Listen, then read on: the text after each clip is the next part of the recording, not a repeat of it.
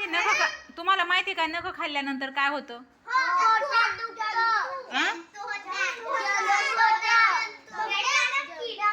कुठे किडे पडतात? का बरं?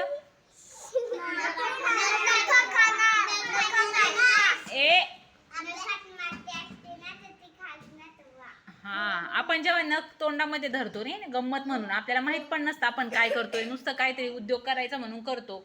आणि मग काय होतं, मग ती ज्यावेळेस आपण नख तोंडात घालतो, जसं की वैष्णवी आता घालत होती, मग त्या नखामधली जी बारीक बारीक घाण असते, एकदम बारीक, तुम्ही नख बघा बरं, नखामध्ये थोडं थोडं काळं काळं साठलेलं असते, दिसतंय का? वैष्णवी दाखव तुझी नख. हे बघा, वैष्णवीने नख कापलेली आहेत. वैष्णवी थांब, हलवू नको. वैष्णवीने नख कापलेले आहेत, तरी सुद्धा थोडं थोडं काळं काळं असतं की नाही? आणि ते जंतू इतके छोटे असतात, सार्थक एवढे छोटे असतात की डोळ्यांनी आपल्याला दिसत नाहीत. मायक्रोस्कोप असतं ना, सूक्ष्मदर्शी, त्याने बघितलं तर आपल्याला दिसतात की एकदम छोटे छोटे असतात. तर हजारो लाखो जंतू असतात. आणि जेव्हा आपण तोंडामध्ये बोट घालतो, नख उगीच कुरतडत राहतो, त्यावेळी ती सगळी घाण असते ती कुठे जाते? आपल्या पोटामध्ये. कुठे जाते? पोटामध्ये.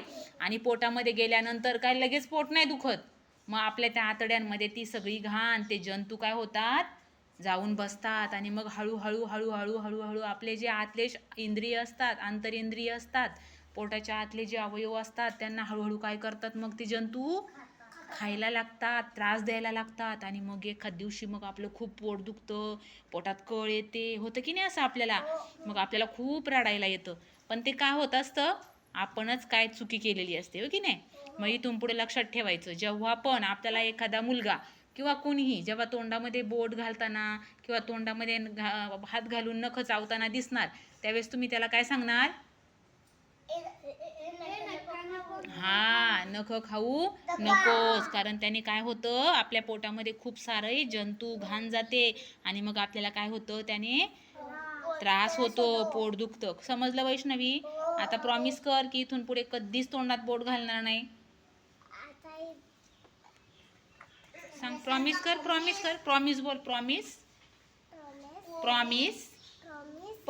प्रॉमिस. हा हा काय प्रॉमिस? काय प्रॉमिस करते सांग?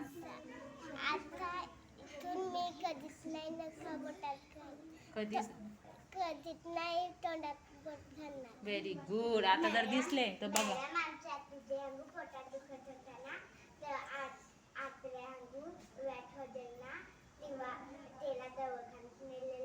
मग तसंच होतं, त्रास होतो आपल्याला.